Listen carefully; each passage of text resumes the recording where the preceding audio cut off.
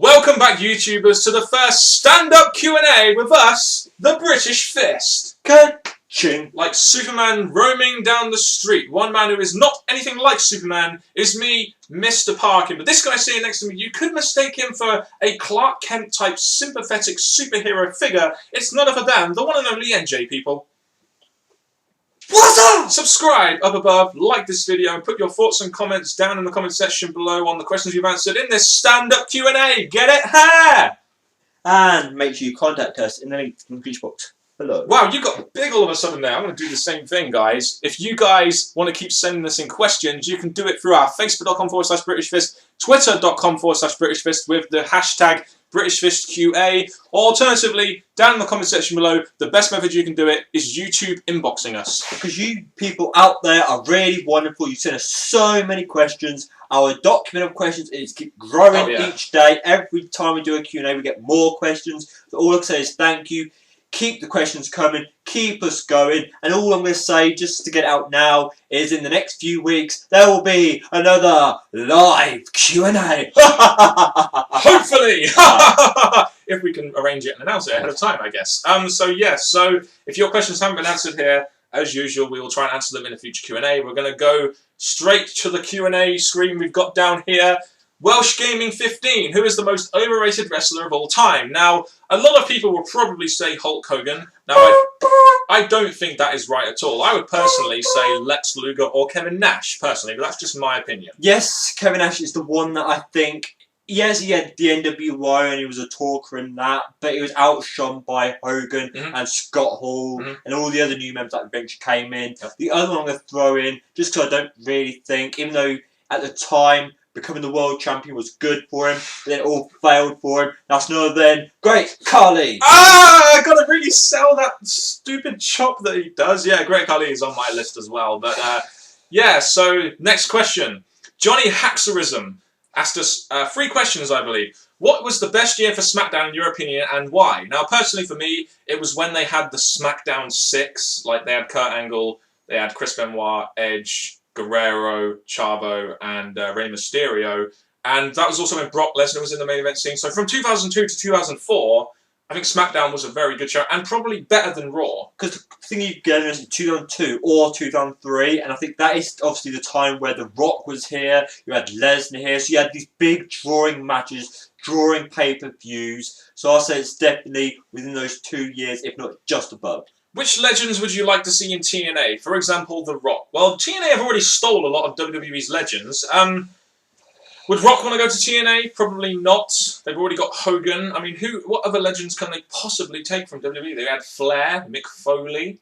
To be honest, I think The Rock, even though he'd gone to movies, he was a WWE by heart, I think by him coming in to go against the best would be a real big thing for TNA. They ever got that chance.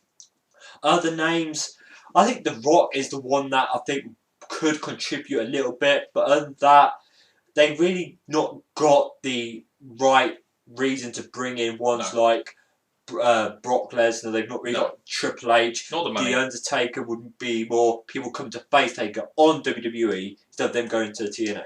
Exactly, which is why TNA probably should put more focus on their young talents rather than bringing in like these name talents like WWE are forcing to do right now, because they're rising talents are just not that great because of the booking.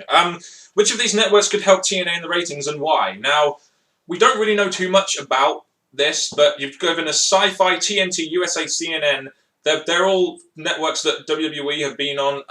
But WWE are currently on USA Network, so I don't think that would be the best channel for them. TNT and CNN, and I'm not really sure exactly what they're doing. Sci-Fi is SmackDown, so maybe you could compete with SmackDown? Well, I'll say either CNN, because I think that is a popular channel to go for. Sci-Fi, because of SmackDown. But for the UK, it'll be Sky Sports by far. Oh, fuck yeah, Sky Sports. We get pay-per-views for free on Sky Sports. 4 a year. It's usually Elimination Chamber, Money in the Bank, Hell in a Cell, and I think it's TLC. Right, Gaming Unified. What do you think would happen if WWE started another Attitude Era? Well, do they have the characters to start a new Attitude Era? I really don't think they do. So even if they did start a new Attitude Era, it wouldn't work in this current time, would it? I think it would be hard, especially now. I know this question was probably given before they did it. Yeah. They removed most of the Attitude stuff, even though it came into their new game. I think the thing about this is it would be kind of bad look for the WWE if they tried to reinvent the Attitude Era, Oh, yeah. especially when it was a big special time in their career, and plus then trying to remove it from And Linda's Senate the campaign. company. And Linda's Senate campaign. Yes. Which is lose. Yeah. Oh, I've got a bit of a cough there, guys. Sorry. I hope I didn't spread it to you, NJ. Right. The Gravity HD. High definition question here. Who do you think would leave NXT first and make an impact on the WWE, and how? Well, seeing as I am the main reviewer of NXT, which I do on my channel, the NXT champion right now is Seth Rollins. Now, if you ask me, I think Seth Rollins does have something that you can add to WWE TV. I think Big E Langston has a real potential in WWE just as a big guy. We haven't seen him on NXT yet, but Dean Ambrose, I feel, can offer something to WWE, even though he's more suited to more of an Attitude Era, edgy character, which I don't think WWE would really get behind. Like, with me in NXT, I watch recommended matches, I watch Dan's reviews, and the other thing is, the only one I could possibly stand out, especially from the YW series spoke about it, is Dean Ambrose. Dean Ambrose is a fantastic talent. So's Rollins, but I'm not sure he really has main event potential, but that's just me. Paramore BOF, as a Twitter question. Very rarely we get questions from Twitter. Which is bigger, Mount Everest or Heath Slater's losses? Definitely Heath Slater's losses, I would say. With the Heath Slater, I think the fact that he has managed to beat some wrestlers in his time was really against what Heath Slater is, because he's W's top jobber. I'd definitely say Heath Slater. The thing is, he's started to win lately. That's the thing. Now he's part of 3MD. But yeah, Heath Slater's losses is definitely way bigger than Mount Everest. Anything Goes Show WWE asked us another question. Another shout out to Anything Goes Show WWE. Since we shouted them out, their subscriber count has been going up. Go subscribe to these guys if you want an American version of the British Fist. List these tag teams in order of greatness and impact on the business. Dudley Boys, Edge and Christian, the Road Warriors, Brothers of Destruction, Hardy Boys, the Outsiders, and the New Age Outlaws. Now, in terms of greatness and impact on the business, Dudley's, Edge and Christian, and the Hardy Boys got loads of good, got the tag team division going in the Attitude Era. But you look at the Outsiders, Hall and Nash, they had a big impact on the business with the NWO. The Road Warriors were a massive draw for WWE during the 90s. The New Age Outlaws were part of DX. So, they all had an impact. I think the biggest impact for the future was Edge and Christian, because with them, when they finished their great tag team, they both went on to individual careers and actually went somewhere. We go with the rest. Some of them either stayed together or split, but didn't do as great.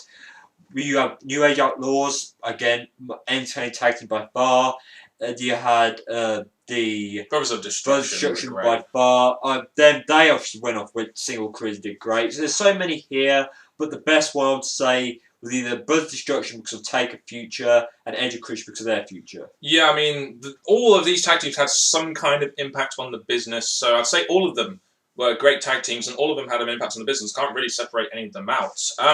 Austin versus Punk or Macho Man versus Punk, which would you prefer? I'm more, again, because even though I'm taking nothing away from Macho Man, I'm really interested in seeing Austin and Punk, because I think with Austin being the big name he was and CM Punk being a big name that he should be, I'd say that. I mean, Austin and Punk is a very interesting dynamic. You've got like the beer drinker versus the straight edge guy. I mean, it would make for a very interesting feud and a very interesting WrestleMania match. I do hope that if Austin is fit and healthy, that he can do this match, which maybe not until WrestleMania 30, but there we go. Spaz Phoenix asked us 2 questions. Spaz Phoenix, with the rising tag team division, could we see a reforming of Hawkins and Ryder, sometimes called the Edgeheads? No. As much as it would put Ryder on TV, give us another tag team, one that weren't as bad as where their careers are now, I'd say it could happen, but I don't see the WWE thinking, that'd be a good idea. Why, when WWE has a rising tag team division with real teams, so they suddenly smash a bunch of car wreck tag teams together, like Santino Ryder, Racing Cara, Daniel Bryan and Kane? What tag team division? We had the Usos, Primetime Players, Kingston and Truth, and Epico and Primo. Now, do any of those tag teams really stand out as like brilliant tag teams to you, apart from maybe Kofi Kingston and R-Truth when they were tag team champs? Even though I'm quite behind the Usos, that never really got what they deserved, in my opinion. I think the reason that we put in, because you can even say that Primetime Players have put together in a way, because they're 2 separate careers. But I think the reason they're having to do this, as much as you've heard in my previous videos again, that I'm not really always for putting 2 wrestlers together, the fact that when you have wrestlers who are doing nothing when they should be doing something, the tag team division, unless the mid card, the tag team is the best way to get two wrestlers on TV in a positive way. Like I said, it is literally about getting these guys on TV. And you look at a tag team like Rey and Sin Cara, that's forwarding a storyline onto WrestleMania. Kane and Daniel Bryan is essentially forwarding a storyline. And let's face it, guys, since this has happened, they've got way more TV time, and the tag team division has mattered. That's why I'm all for these tag teams, and why the previous tag team division, WWE never really had any faith in it. But with a team like Daniel Bryan and Kane, Cody Rhodes and Damien Sandow, Santino, you could even say Santino and Ryder, or Ray and Sin Cara, they have, TV prominence, really, don't they? Because they're kind of names, aren't they, on the TV, rather than like the Usos, who really are they're prime time in NXT, but nothing much else. The sad thing about this, I did say this in my video, is that they're temporary, and I'm not all for temporary, especially when they're trying to fix the tag team division. They're only fixing temporary. I'm against that, but for now, you could say the tag team is entertaining. And why is Rhodes wasting away with his career with an anchorman like Damien Sandgoof? What you... Spaz, seriously, you don't like Damien Sandow? Well, that just proves that you're another one of the ignoramuses out there! You're welcome! I think with Damien Sandow, it's better than him jobbing, having 2-minute matches. They're giving him, actually, a tag team feud, probably the tag team title. So I think this is doing a lot for Damien Sandow. Cody Rhodes, yes, complained that his push went somewhere and fell down. But we've answered this question related to Cody before. I think Cody's future is still quite positive, just delayed. And it's getting them both on TV and essentially in a position where you could probably put them in some sort of main event feud probably later on down the line. So I like this tag team idea, the Rhodes Scholars. You ignoramus?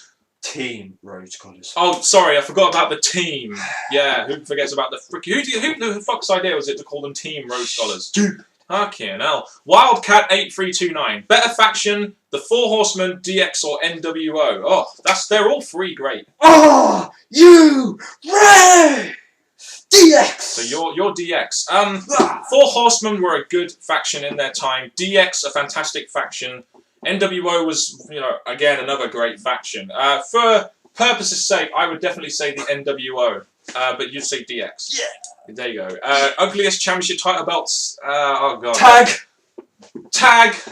No, you can have the belt. You get the stupid belt. No, you can have the belt. You get the ugly belt. I don't want this damn belt. You have it. We're the tag team champions. No, you're the tag team champion. You're the tag team champion. You're the tag team champion. You're the tag team champion. We're the tag team champions. No, you're the tag team champion. I don't want the belt. No, you get it. Fucking ugly. Jeff Hardy's custom belt. That was ugly. The Divas title belt. Freaking ugly. Oh my god. Oh, so many title belts are ugly. Let's just move on. The Whoopie Whoop. Should The Rock really get the title shot? What a great name to reignite. What a great way to get us back going, MJ. Should The Rock really get a title shot at Royal Rumble? A very interesting question. I say if they've got future plans for The Rock, especially up to WrestleMania, and they want to kick his WrestleMania build off in a strong way, I think the Rumble, especially if it goes in Rock's favour, it's going to give between Rumble and WrestleMania. So huge, great build, Rock promos, Rock appearances. So I say personally, for the future and the build between Rumble and WrestleMania, yes. I don't think he deserves it, but I think, to be honest with you, the reason they're doing it is to build interest going into WrestleMania with him as the champion. They feel he can be a big draw at the WrestleMania. That's the only reason why they're doing it. He doesn't necessarily deserve it because he hasn't been on TV at all. But, I mean, like I said, it's to generate interest from the Royal Rumble going into WrestleMania season, ending at WrestleMania 29. Howard the Man asked us two questions. The Man, what's Evan Bourne doing? Has he ever come back? Is he ever coming back? Do you think he's worked to do? Broke my foot! Evan Bourne's been taking too much drugs or drinking too much. He's walked into too much lampposts. He's tripped over many times. Evan Bourne, you could come back because you do have a fan base behind you, but the WWE trust you not as much as they should or used to. Do you think he'll work as a heel? No. No way could that guy work as a heel. He's too baby-faced to actually take serious as a heel. He's like a fucking guy out of Pokemon, isn't he? Yeah! I'm Evan Bourne! Yeah! Pokemon, Pikachu, go! Or something like that. What's Kurt Hawkins going to do now about a tag team? Probably either go back with Zack Ryder or fuck all. What he's going to be doing is, if you're out and about doing stuff, you probably see him dancing with poles or just gay like that he did. Yeah, that was awful. Do you really want to dwell on this question? when you've got a guy here and Johnny Haxer and Rasta. 5 very good questions. Here we go. Which legends would you like to see in TNA? For example, The Rock. Yeah. We've already answered that question, haven't we? Yes, thanks for repeating your question. Yeah, number 2. If TNA was out of the Impact Zone, which of the places would you like to see them go? Toronto, Montreal, Tokyo, New York, Chicago, LA, Edmonton, or Oklahoma? Or London? Yeah, I'm about to say you've named US states, and yes, What about London? We could go behind crowd reaction to each place, which could lead towards Chicago. But I think if we actually had a big wrestling company apart from local wrestling companies here, it would be great and really a big payoff for TNA. Bring it to Wembley Arena and do WrestleMania there too. I would say definitely Chicago or New York, one of those two. Does TNA still need Paul Heyman, or are they doing good without him? Now, I think this whole thing revolves around... I think Paul Heyman did have an image for TNA. I think, to be honest with you, since then, since Bruce Pritchard has taken over, as much as the ratings have gone down, which is a bit of a shame, he has kind of sorted out the company in a very similar way to, I think, what Paul Heyman was alluding to. So I don't necessarily think they need Paul Heyman. I think they're kind of on a long-term picture right now. I think in a couple of months to a year, they could have Heyman, because they've had Bischoff, Hogan, Mick Foley, so I don't see why they couldn't have a little time with Heyman. But I wouldn't say anytime soon. Which of these bad TV shows would you rather watch and why? SmackDown in 2005. TNA Impact Wrestling in 2011. Raw in 2006. Or ECW in 2007. My answer is going to stand out. It's Raw. If I had to watch one, it'll be Raw in that time. Because SmackDown hasn't really been good since The Rock left roughly that time. And plus the brand split didn't happen. ECW I've never really been a fan of, so I'm going to lean towards, if I had to, watch Raw. Next question. If Paul Heyman was in TNA, minus his booking and great plans, would he hurt the company, just like ECW, since he's terrible with financial work? Well, they do have Carter's millions, so I mean, he would be terrible financially. He could have helped the company, but I think TNA are better off without him personally. I'd say have a little run with him, but just not in time soon. Banzy765. Which 10 superstars do you think we could be released by WWE due to Linda's Senate run? That is a very good question, as Linda's Senate run will eventually leave, because they spent $660 million, will eventually leave to releases. Now, the first superstar I want to say off this list, unfortunately, I'd say Alex Riley, but... I did Carly, but okay. You did it in the last video, and I sold it terribly, and I did it again. Oh, I'm just saying Carly is what needs to go. They made his return look big a few weeks back, but it's nothing big. They've got no ideas for him. Oh, we would have made a whole video on releases, but the fact that they weren't doing it this year, we thought not, but we'll do it here for you now. I mean, I guess who isn't on TV right now? You've got Kurt Hawkins not doing anything on TV. Trent Beretta, he's on NXT doing nothing. Until it's confirmed, Evan Bourne. Evan Bourne would be another one. Maybe even a Drew McIntyre if you can't find anything for him to do apart from the stupid 3MB faction. I'd say Heath Slater as well, but fucking hell. You know, what about in terms of just NXT talent? I think some of the divas, even though they won a diva division. Alicia Fox. Something like that. Alicia Fox. That's been every year we said Alicia Fox, but it's not happened. But might as well release Tamina now. I mean, for fuck's sake, they're not using her. She is injured though, so yeah. I mean, this is a good one actually. You guys give us your thoughts in the comment section. Who do you think is going to get released? Do you think there'll be a big name released after the Linda Senate run? You let us know down in the comment section below. Whatever happened to the Josh Matthews-Kane storyline? Very glad they didn't go down that route with it. Josh Matthews just weren't big enough to be in a storyline with Kane. That's me, or did Josh Matthews... Did they try and do a heel turn with Josh Matthews? But he's got such a sympathetic face. No one ever believed it. Was it Matt Striker? I can't remember. Matt Striker's, the teacher. Tom Lee. Do you see Dean Ambrose making it onto TV soon? He has the potential to be a huge star and could bring something new to the roster, in my opinion. I could see him being a star. I really could. In an attitude, in a more edgy era. I don't see him being a star right now because of the PG rating. Will he be on WWE TV soon? He's not on NXT. So, they must bring him to TV soon. I mean, he's proved that he could be prime time. Many fans are complaining that there's been a while now since they've had the opportunity to bring Ambrose in, but they haven't done it, so people are complaining. So I think in the sense of fan wanting it, it should happen soon. Also, with the revamped tag team division, who can you see beating Kane and Bryan for the titles and becoming legit champions? One of two. Could be Rhodes Scholars, Team Rhodes Scholars, Again, yeah. for fuck's sake, or Rey and Sin Cara, one of those two to further their story along. They're the two tag teams who I feel could take the titles away from Daniel Bryan and Kane. I'd personally Team Rhodes Scholars and continue having Rey Mysterio and Sin Cara tag team. Yeah. Then one of them mess up or something to lead to a WrestleMania match. Laurel Lewis, is the Divas division dead? And what would you think of an AJ CM Punk Paul Heyman alliance if they turn her heel? The Divas division is pretty much, they're trying with the Divas division, but it's got to the point now we've had so much shit with the Divas division that we just don't care even if they do something well. You put this to two parts. Divas division, I'd say stick with photography on the WWE website. And as for AJ and Punk, don't put them together again. No. Not again. No, we just no. I think AJ Lee heel turn would make us super hot, but no, no, thank you. Klaus and Joel Lopez. What did you think of the two tag teams that James Storm has been in? America's Most Wanted and Beer Money. Which did you like better? Beer! Money! Beer! Money! By the way, this is the rest of the video. Beer! Money! Beer! Money! Beer!